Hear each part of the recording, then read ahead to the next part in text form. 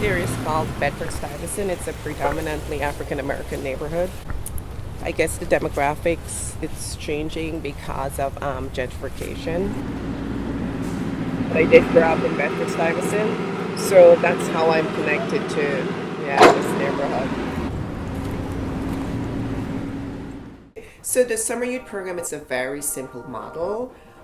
Basically, we look for churches that have empty land and a kitchen. And we use that empty land to start an urban farm where we teach kids how to urban farm and educate them about the benefits of eating healthy food. We use what we grow from that garden to teach them simple meals. It's a full summer immersion program for them. What's your favorite part of the summer program? I think my favorite part would be maybe like where we do like this jamboree and we all make like homemade jam. Last year I made strawberry jam and a lady came in and like gave us like a whole tutorial on how to make the jam. And then after that we eat and like get together and just talk.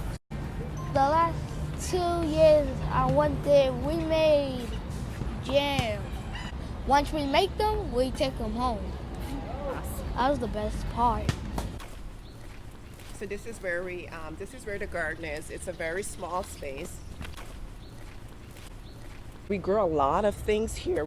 We grow thyme, we grow onions. We grew okra last year as well. Mint, we have the mint, they're growing wild. We grew rosemary, we grew tomatoes, we grew strawberries. And it's usually in abundance because, people usually say like, oh, these are like really small boxes, like what you can get from it. But you get a lot of produce during the summer. How long have you been participating in the Radical Living Summer Program? For 2 years. What is your favorite part about the program? Really like putting the seeds into the garden, like into the soil and really making like the fruits and the vegetables. I never really used to be good with plants, so I actually learned that sometimes plants actually need their outside time with like sunlight. Because honestly, I would just put my plants inside my house and water them, and that's it. But I didn't realize it actually needs sunlight.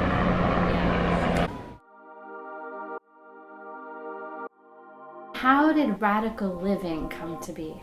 I went to this training. That's how I met DENISE HAGGINS. DENISE and I just connected and we decided, hey, let's do this. We have space. These guys wanted to be involved with churches and with bringing in food and gardening and that kind of thing and doing it for the community and for young people. We certainly have young people at the church, in the community, and we had space, and a willing pastor, So it all worked out lovely. On Saturday mornings at 11 o'clock, we're just there and we gather together and we sit down, have a moment of mindfulness, a little discussion, about some of the issues of the day in the environment or the community and that kind of thing, to kind of just get them thinking a little bit. And then we get to the gardening, or whatever the activity is going to be for the day, whether it's making pickles or making jam or just eating pizza. But we have fun. What is your favorite vegetable or fruit that you grow? We grew strawberries and I love the zucchini. The cucumbers. I'll say cucumbers because I really like cucumbers. Well, my favorite vegetable is tomatoes, right?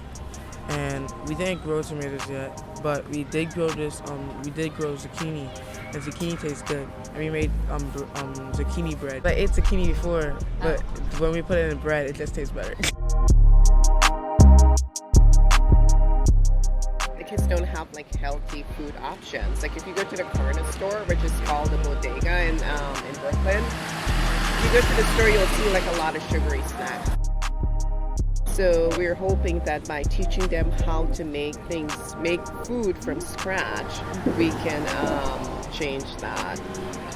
conversation or change that health issues that's impacting African American communities. So that includes field trips, and that also includes like taking them to different farms, urban farms around the area, and seeing what people are also growing there, and sometimes even helping those people to maintain their gardens. We went to Vermont for a week. Well, it was a farm, and we got to do like activities throughout the week. And basically, we got to like milk cows and take care of the animals. And then we have like, you know, days where we play games and stuff like that. And this time we got to see a cow give birth. The wait was kind of long, but it was worth it. The favorite part was really when I had, when we was going and we started seeing all the animals, and the house looked really nice.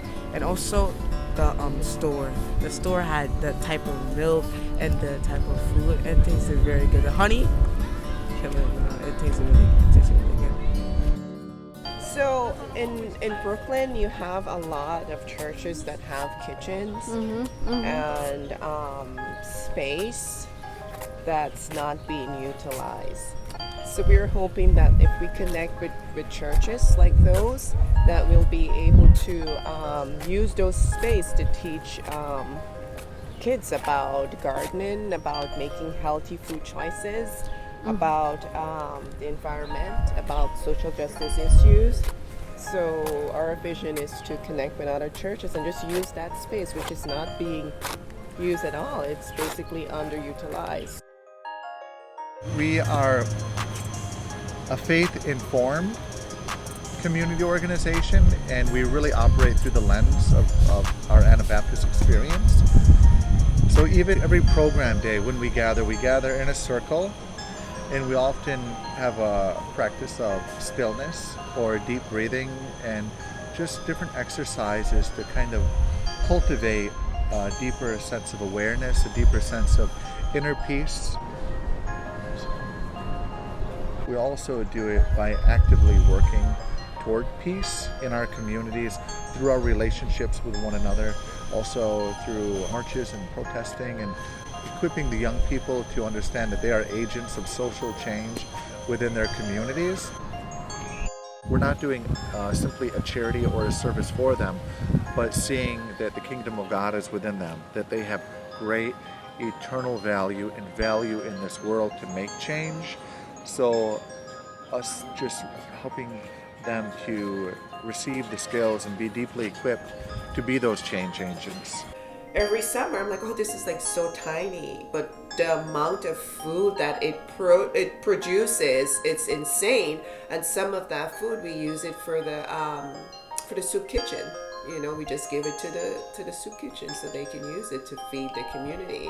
And the kids are just delightful, and it's amazing to see how they grow and mature and develop and become interested in things, as I'm sure you were able to see from talking to them.